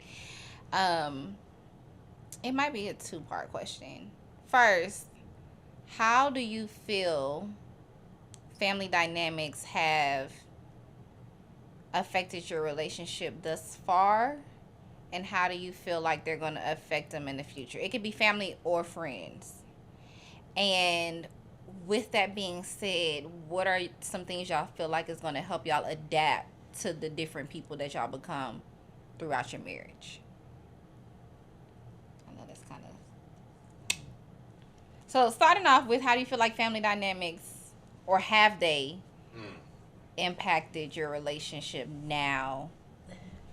Even if you like, oh, I like that your family does that, we're going to start doing that with our family that we start with. That's insane because we actually had a conversation about this a Today? couple of times Oh, recently. Like, just we were raised Different. almost right. It's like Polar opposites. It's like because there's similarities, but there's also polar opposites. She's big on making sure your children are happy, and saying, when I say that, I mean, like, if they have an option to get what they want, why not give them what they want? I was raised on the end of, I low-key gotta teach you that the world don't work your way all the time. So even if you want some, this is a learning lesson that you're just not gonna get it all the time. So to me, there's a balance, right? Because she says, and what she was spoiled. And even now, she will catch an attitude if something doesn't go her way. If something doesn't go my way, I'm just like, okay, what are we doing next? Like that's just like it's just that quick. It's just like, oh well, okay, what's the, It is what it is. It is what it is. We going on, but I feel like we're definitely gonna have to come to an agreement on that, and we just have to continue to hold each other accountable. Because I'm open to the fact that it's like not every way I was raised was like the best, and I also heard I was like, okay, well that's why you just have to talk it out to be like, okay, that makes sense. Because we had said something the other day, like she was like, I think you said, is it okay if I ask our kid what they want for dinner? I was like, hell no, ain't got a choice. Because I'm not gonna leave room open for you to catch an attitude when you don't get what you want. But then she was like, well, why not ask, out of these options that we do have, which one do you want? Medium. If I have them here, just which one do you want? I want that one. Okay, cool. I was like, you know what? That's okay. Because like, why not give him what they want, right? So yeah, I've just been more of my upbringing was a little more rigid and just like, this is life. Like from the jump, I knew what bills were. Like I knew, like I can't do this. I knew you're not getting, like it's just my life was just a little more rigid in that sense. So that those two parenting styles, and I see her with her sister's kids, and I'd be like, right, he getting to what he wants. Like, why does he get what he wants? Like, why are they getting what they like? Does he get what he wants?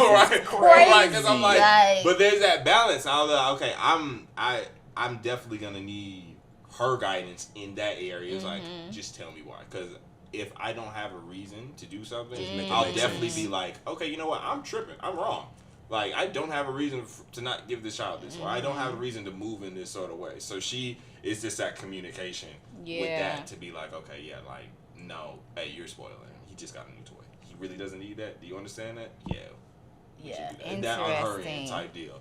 So yeah, no, it's definitely shaped the way I think, and she definitely have to break down some stuff. Not everything, because you know your parents don't do everything wrong. so yeah, we definitely just talk about it a lot. Like, how do you want to do this? How do you want to move with that? Or what do you think about this? She's always asking me questions, and a lot of times she'll be like, "Yeah, that makes perfect sense," or she'll say something I'm like, "Yeah, no, that makes perfect sense." But we definitely, it was opposite. It was polar opposite, and I feel like hanging around. Even the conversation we were having downstairs about disciplining and like, what do you even say? Like, what do you allow? So I feel like our group, especially, we're gonna be able to lean on each other and be like with ideals and stuff. Because again, it does take a village. So that's my idea. It definitely affected. Yeah. I do think a lot of us are gonna be similar, but a lot of us are gonna be different. Yeah. Out of our 8, is it 8? 8, I think. Yeah. It's gonna be a lot of kids. Can you imagine Thanksgiving? Oh God. I'm so excited. It's gonna at least be 4 kids. At least the first. They're gonna be thinking our kid gonna be like, "Can I have some food?" No, you don't get food. So you want food? We can't have no stuff. It don't work. Yeah. Yikes. That is gonna be moments. That's moments. Because then I'm gonna be like, just don't tell your daddy. But then it's like, and then dang. I'm gonna be like, bruh, why you do that? Right. You know how DT is, bro. Why you do that, Like, bro? something like, don't touch that in the store. And I'm big on generational trauma and like explaining that and like breaking down those walls. Because I be having to tell her, because for people who don't know, she comes from Jamaica. So the dynamic with race and in America, and Cool breeze. Cool breeze. Go, say cool breeze real quick. Cool breeze. Cool breeze. She tried to sound that one out. Cool breeze. Yeah. So she wasn't exposed to like, so she doesn't really have that understanding of like generational trauma. You're like, okay, this is why we do this like that, because that's actually some slavery shit. Yeah. This is why your mama told you not slap my hand in the store, because there was a time where someone starts you stealing, it's over with. Like, it's just small things like that where I have to work through and be open with her about it and be like, oh, okay, that makes sense. So tough stuff like that, because there's a lot of that with me. It's like, Beheaded, bro. Why can't that kid touch the thing? Why he can't pick up the toy? Like, He can't like Skittles. Absolutely not. Touch me. Right. She gonna spaz in the store. So, Skittles are forbidden. Bro, oh my God. What? But just communication. They $1.99. What do you think? For me, I definitely think family dynamic definitely plays a role because not to. I make a joke out of this, but to me, it really seems drastic. But the more, like, I talk to him, I realize, like he said, we're not really that different. But, like, I've never known struggling before. So, even growing up in a third world country, we were very well off. So, it's kind of like, I never wanted anything before. My sister never wanted anything. My family, we never wanted anything. So, that ideal has stuck with me, and that's just something that I just want to pass on to my kids, of course. So, like, in my head, that's why it's so hard for me when he says, not that he's going to be strict, but, like, I'm not going to give him certain things. I'm not going to let them choose certain things. I'm just like, why? Right. Why? We have to, I kind of figured out, we have to find the happy medium between them understanding the world and how the world works, and also giving them the life that they should really have. I agree with that. No, I agree with that because I'm very sheltered. There's a lot of stuff he had to teach me. Like, a lot of concepts I didn't understand because I never struggled with it or I never dealt with it. Like, you never had to understand it. Yeah. And not even only race, just, like, not getting your way or not having something. I just never understood that because I'm just like, what do you mean? Like, I can't even think about things, but just, like, certain things that I just be like, that's how that is? Or that's why that is? Or you're really telling me that's how hard that is? Because I could just call my mama right now and she just go fix that for me. Like, I don't get it. Like, you know? So, I definitely understand. So, I'm not opposed to certain things when he says, like, let's not just hand him that. Or let's not just do that for our kids because they really do need to understand. I agree. So there has to be a median because I don't want to strip certain things from them. Yeah. But explaining things and then still giving it to them anyways. Or giving them a toy, but taking them downtown to be like, you see how there's people struggling out here. Yeah, letting them understand. Like, what you got is, don't take that for granted. Yeah. Like, I'll take you down Wesley Chapel or Glenwood and be like, bro, like, this is where a lot of people live. So don't take that for granted. But you just got to talk it out. That's why communication is so important. Yes. You just got to talk about literally everything. Everything you have to talk about. I think for me, we grew up in similar environments. I feel like you should go first. No, go ahead. You'd already started talking. Ladies first. I think for me, we grew up in similar environments, but were raised different. Completely different. In a sense of, I'm trying to work on this, so I'm going to say it, but I was nurtured a lot as a child. We say spoiled. I was spoiled, right? Still am very nurtured. I'm trying to change my language, though, because when I think of spoiled, you think of spoiled milk, right? Rotten. Like, it's no good, and I'm great. And I mean that in the most humble way possible. However, I remember nights where my mom had all the lanterns lit in the house because the power was off. I honestly could not have changed anything in my life because I had the best of both worlds. I have a father who is an alcoholic. He is, because technically, medically, you're an alcoholic for life. Right? It's a constant battle. I didn't know that. It's something I had to learn as his child, and I learned it through school, going to social work school, but also because we had a lot of battles, because I felt like, that's another story. Anyway, my dad's an alcoholic. However, he was at every single recital. He was at every single, school show from what I remember. Now, there was other things that he should have did that he did not do, and so a lot of the times my mom was a single parent in that sense. But even to this day, my mom and my father are not together. When my mom was married, if her closet doors broke and I'm on the phone with my dad, like, yeah, me and my mom sitting here about to put the closet door, whatever, because even the house that I grew up in, that whole downstairs area, my mom and her brother built together. Like, there was no walls, there was nothing. She did all of that. So I grew up with a woman who knew how to do certain things. So I'm able to, but it was also like, okay, my child want to dance. I got to find the money to get her to dance. And I didn't know that she was working 2-3 jobs just so I could dance. Yeah. So when it comes to our children, I want them to experience all that life has to offer. But I do know that there will be a time where we may have to really sit down and have a conversation. For instance, I moved out when I lived with him, when we bought this house. But before that, I did have my apartment by myself for a year, but I moved back home. When my mom was a certain age, 18, she was out. She never returned home.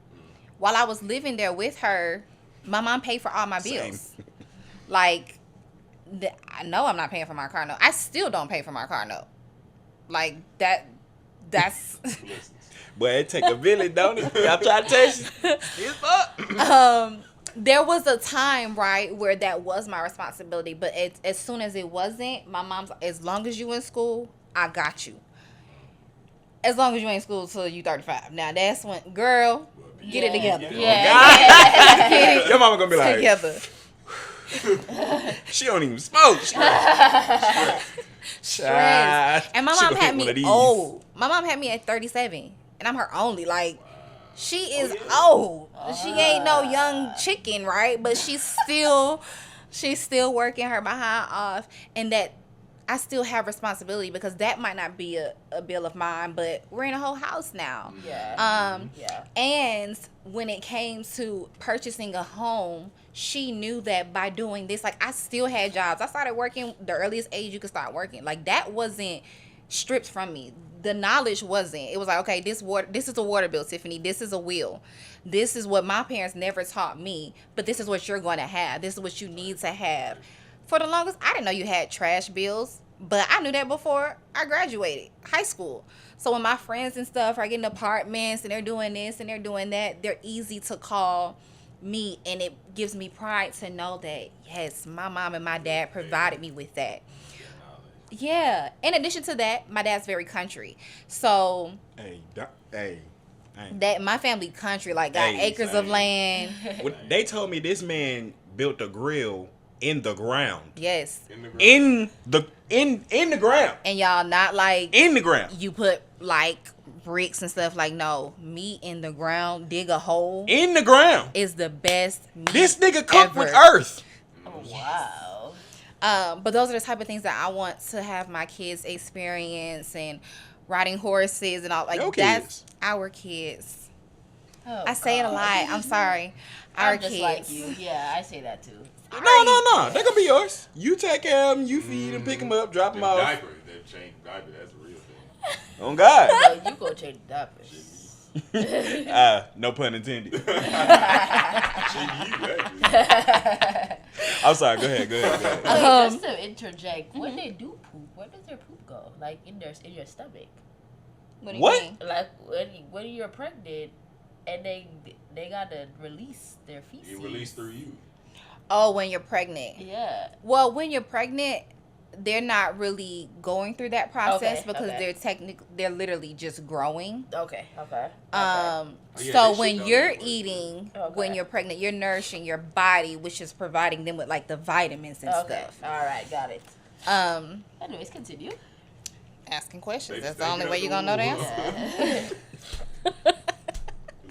Baby ain't even got no crack yet. She talking about how they boo boo. You ain't got no crack. That ain't got no crack yet. I never even thought about that. Wow. Oh! No cheek. That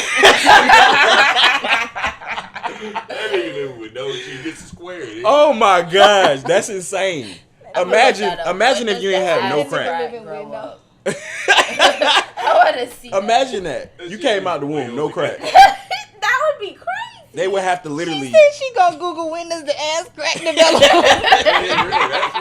That's real. Oh my Oh my God.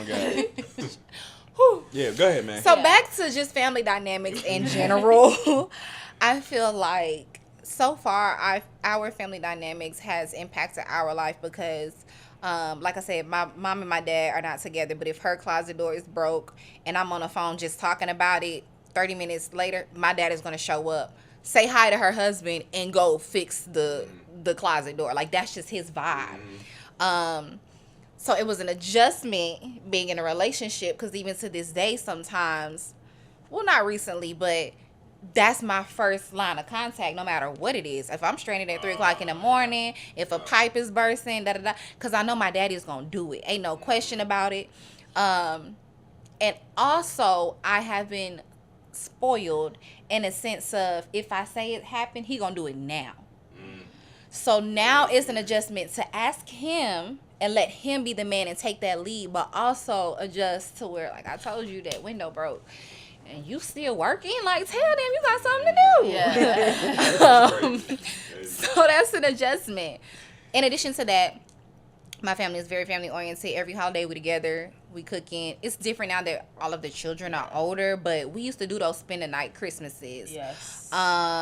Yes. When we got together, like even to this day, my aunts and stuff are giving him gifts. My mom, Christmas, we're wrapping stuff, and he's like, y'all wraps the gift? Like, why y'all do that? And we're like, it's Christmas. Like, this is what we're supposed to do. And he is just like, what the fuck? Yeah. You went and bought wrapping paper for what? Oh my I'm just God. gonna rip it open. Or when I say things like, he'll be like, oh, we ain't gotta get each other nothing this year. Yes, we do. Like, It's Christmas. it's Christmas. Yeah. I don't care if it's a pair of socks. We deserve to open something every year. Yeah. Every child does. And so it's definitely going to affect us in the future. I think it has taught him a lot as far as the boundaries that he has to set, as well as the boundaries that I have to set with our families now that we're in a relationship. Because there's just things that I'm not willing to accept from anybody, or just ways that I ain't operate like that growing up. Yeah. So your people might operate like that, and that's cool as long as they do that over there and not come over here. Keep that shit still. Yeah, it's a very interesting. I think that our upbringing, like she said, is very similar, but the differences are very immense. And so, you know, we've had Christmases where we unwrap presents, right? But there are only a handful of Christmases I can remember where I was like, oh yeah, this is exactly what I wanted. But for me growing up, when Christmas came, it was like, I got you what you needed. Instead of, I made a wish list. Like, I wish I had this. Where the bike at? Where is it? Where the bike? Where the bike? Okay, I appreciate the jeans. Thank you for the socks, the drawers. I get it. I appreciate the cereal. My aunt always got me cereal. Which is wild to me. It is kind of crazy. It's Because okay. be fucking for real. You done went to the grocery store and wrapped up a box of cereal for this child. Yeah. Perishable. So That's it can last, crazy. man. Was it at least a good cereal? Nah, it was expired. But that's besides the point. Ain't no way. But so it's definitely different experiences, and it's hard to really I think it's hard to gauge what exactly you will try to instill in your child, because the experiences across the parents are just so vast. And so there Our are parents times are different. very different. Like she talked to her mama every day. Never fails. It don't matter if the son ain't even woke up yet. Me, as long as I talk to my mama like once a week, I'm good. Maybe once every 2 weeks, I'm good. You know what I'm saying? And so it's just very different. Like watching my mom, and it is really about how you perceive it. And so of course, for those who don't know, I have a half brother as well, but I don't really think of him as my half brother, because I mean, me and the nigga grew up our whole lives together. And so we have the same mother, so we lived in the same household, shared a room, all that. But we look at our upbringing totally different. And so I look at it like, okay, she did what she had to do. You know what I'm saying? Everything wasn't peaches and cream, but we made it. We here. You know, we alive. We didn't go to jail. She did a good job, in my opinion. He look at it a different way. He look at it like, I can't believe you let us go through that. And so it's just very interesting to see those dynamics. And so, you know, when I think about when we have children, like it's and I'm gonna just be frank. I'm gonna be Derek, but I'm gonna be frank too. We have a son. I want my son to be a gangster, but not in the gangster sense. Yes. I don't want this nigga out in the streets toting guns on a Tuesday at 2 p.m. But I also want him to understand that your manhood is very important. Like, I don't want you to feel like a nigga could just try you. 100%. But then it's like, how do I teach my son or our son? You know what I'm saying? Like to stand on business, but don't go to jail. You know what I'm saying? Like it's very hard to think about it. Like I want, you know what I'm saying? I want somebody to be like, okay, you like our son walk in the room. Oh, that's that nigga right there. Yeah, he gon' stand on business every time. But I don't want them to be like, oh yeah, that's a hood nigga for sure. That's not. So it's a thin line. It's a real thin line. And so you can go ahead. I was also gonna say that I also think with that thin line, a lot of the reasons why I was able to get what I wanted when I wanted is because my family recognized that we're a family. And I mean that in a sense of like, when I go visit my dad's family, the first thing, if my mom, I'm getting out the car, where's Steen at? Again, my daddy got a whole wife, basically, from the age of 3. But that ain't no separation. We all a family.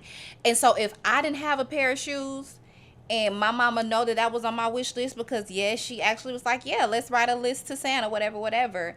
Then she gonna call. She's never wrote to Santa, You know he was not real? Of course I knew Santa wasn't real. From the jump? Never a point in time. Yeah, my parents shut that shit down. I was like, Santa. It didn't even make sense to me, first of all. But see, I think from my folks, they just wanted me to be that child. They did not want to they did not want to force me to grow up faster because they had to. For sure. No, I understand. And that's what I appreciate about my childhood. And it's crazy that I say that because if you ask all my mama friends, they hated how she raised me. Like, I was 10, 11 years old. Why you got that girl washing dishes? Why she washing clothes? Why she da-da-da-da? She, to this day, even my auntie Kim will say stuff like, she was slaving you. Like, you was cooking y'all dinner. Yeah. But that's what I appreciate because as I got older, now I know how to do stuff. Yeah. But I was just going to say, I think it's going to be a time where, so things like that, I have a best friend who is now raising her nephew, and if she needs somebody to pick him up from school, call me. Like, that's what we do. It's like a village type. Yeah. If the lights are off, okay, well, we're going to go spend a night at Auntie Kim's house, but I feel like that's where pride will come in, and I don't think that your family operates in that sense. Like, if somebody is struggling, let's say your uncle is struggling, then your uncle is struggling, I don't think he's quick to call somebody else for that help, right? But our family did that, which is why I was able to get a lot of what I needed. Who called who for help? I'm just gonna say that because it's a different dynamic from a man calling another man for help. But a woman making a my family won't do it regardless. But it's because, and I haven't unpacked it. It's an observation that I didn't notice until now. But like, if that's the case, everything that everybody has gotten has been on their own. And so my uncle that she's talking about, if you talking about Uncle Star, sure. So my uncle, I have an Uncle Star, and he has been through a lot. But he has done everything. Like, he went and got it himself. He went and worked at a company, realized that he could do the same thing, and started his own business. Found his wife. They left, got married, came back, and was like, this is my wife. We was like, all right, cool. Had a kid, bought a house. Yeah, this the house. This the baby. So he not gonna call nobody else, cause why? You know what I'm saying? And I feel like I would be the same way. Who am I gonna call? For what? You know what I'm saying? The only person I'm probably gonna call for real is my grandma, so she can talk to Jesus, so she on the main line. And then I'll call my mama just to let her know what's going on. But I'm not gonna call for help for real, because that's not something that we've practiced since I've been born. And if it was, it dissolved as I got older. And so I think that's a very interesting take on the dynamics, though, for sure. And I will say, to answer your question, it did dissolve when my folks got older, especially on my dad's side. And I know that is just pride. Because, to be frank, when my dad moved to Georgia, he was kind of the one in the family who was here. And he brought his brother, his cousins. They all stayed in his apartment. But they were younger, so it was easier because most of them had already started having kids, so it was easier. Like, hey, man, you need some new shoes? Okay, I'm finna get them for you. Yeah, I got some. Come pick them up. But now that they're older, and my dad got on drugs, and he went backwards in life, and now they're there, he won't dare call them. I'm the first one, like, and it could be anything. Like right now, my uncle's in the hospital, and my dad didn't tell me. And he didn't tell me because, one, I don't want to worry you, da-da-da-da. But to me, based on how I've seen y'all being raised, ain't no worry. It's like, okay, so you need me to go pick something up? You need me to bring some clothes to the hospital? That's my first mind. And my cousins and them first mind. Their mindset hasn't changed. But now he feels like, no, I don't want them to feel like I need them. So I do think it depends on what stage of life you are in. But I really think that I want... And that's why I am working to build my family. And by that, I mean, I don't care if you're related to me or not. If we bond, we're going to have Thanksgiving dinners together. That's my goal. Hell, we can live in the same neighborhood together. I don't know. So that's what I want for our kids. I want them to know that they can depend on someone else, because I don't know how long I'm going to be here. God forbid I die tomorrow.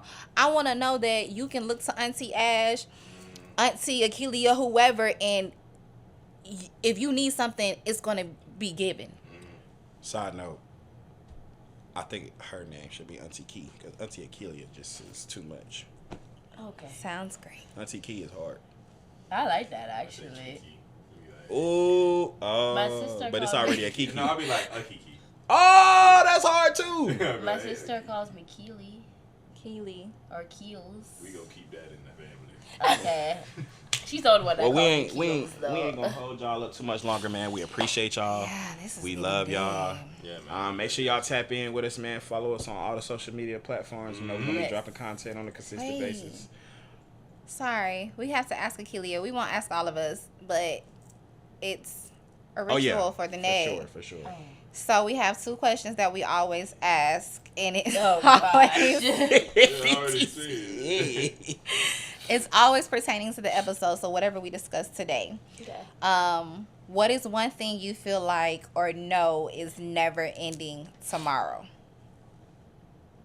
Like a thing or a concept or... So like it could be anything. I'll answer. So one thing that I know or I feel like is never ending tomorrow is the fact that I can depend on my parents. Like I know that's never going to change. Okay. I'll always be able to depend on them. Okay. See, because I was going to say something like the sun's going to rise. Oh my God, that's philosophical. Grand Rising, Right. I definitely sisters said and that. brothers. Oh, really? Yeah, he did. Wow. You see why we're... There ain't no, but Look go at ahead. that. He's Not like, the knee slap. why you touch me? I talked to you about this touching now.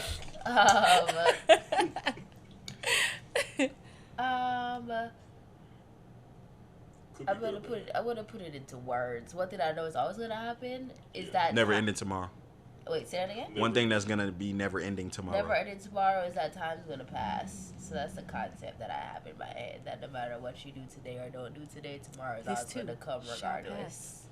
Yeah. Does that make Meanwhile, sense? DT don't believe in the future. Y'all sure don't. We had a whole conversation. Yeah, The you- future yeah. don't exist. Yeah, After you we told talked me. about it. Yeah, you told me about this. She's like, yep. She Derek, why'd you bring that back up? Yeah, I know, nigga. I know. What you think? I know. Yeah. All right, Akilia. Secondly, do you have a safety net? And if you do, what, who, or where is it? Pertaining to relationships. Oh, not financially. Mm-mm. Oh. Oh. Makes sense. Okay. That's what I thought. Yeah, I got a savings. A relationship. What do you mean by a relationship safety net? That is a good question. So, do I have a safety net? Yes. I would say my safety net again would be my parents, my spouse, my partner. And then out of my friends, I have a handful who I can call and they're going to pick up and answer. Oh, that's what you mean. Okay. Yeah. My family, my mom and my sister, for sure. For sure. 100%. Duh. Huh? Oh, yeah, my uncle, too. Yeah. Uncle Tootie? Uncle. My uncle, Oh. too. Yeah. Anybody in my family. But I'm going to just do that. My mom, my sister, my uncle, for sure. Their first thing is, like, come back home. Like, anything wrong, come back home. It's okay. I'm not done. He's been my safety net lately. Okay. Shouts out to DT for the Of safety course. net. Yes, sir. Multiverse. I can't go to my mom because they gonna be like, What the happened hell to your- he doing? What happened to your fiance? What he doing? Like, How you know. things have changed. Yeah, that is crazy. We said this on the last podcast. We the new family. Yeah. No, It's for the sure. family, actually. Literally. You run into your family. Literally. Walk in a circle, and you there. That's crazy, not walking a For circle. real deal. Whew. Well, we appreciate y'all. We know we kept y'all long. This might be divided into like 4 episodes because I don't know how long we've been sitting here. Some snippets. It's been a long time. Snippet action. Definitely gonna be some reels. Oh, Yeah. it's 10:08. Yeah, we started at like 9 something down. 8 something. 8? Yeah, 8 Yikes. They took a break at 8:28. Oh. No the break, way. No. Bruh, remember when I was like, I was didn't know about to it text you? 8:28 though. I was like, You what time were, is it? yeah, It's yeah, 8:28. yeah, What time did we start? Oh, Lord. Because they got here like 7:30. We Yeah. ate, so we probably started about 8. Yeah, it was. Yeah. About 2 hours. That's crazy. That's insane. Yeah. Well, we love y'all. We thank Good y'all. contact. Check y'all Yeah. next Yeah. time. Peace.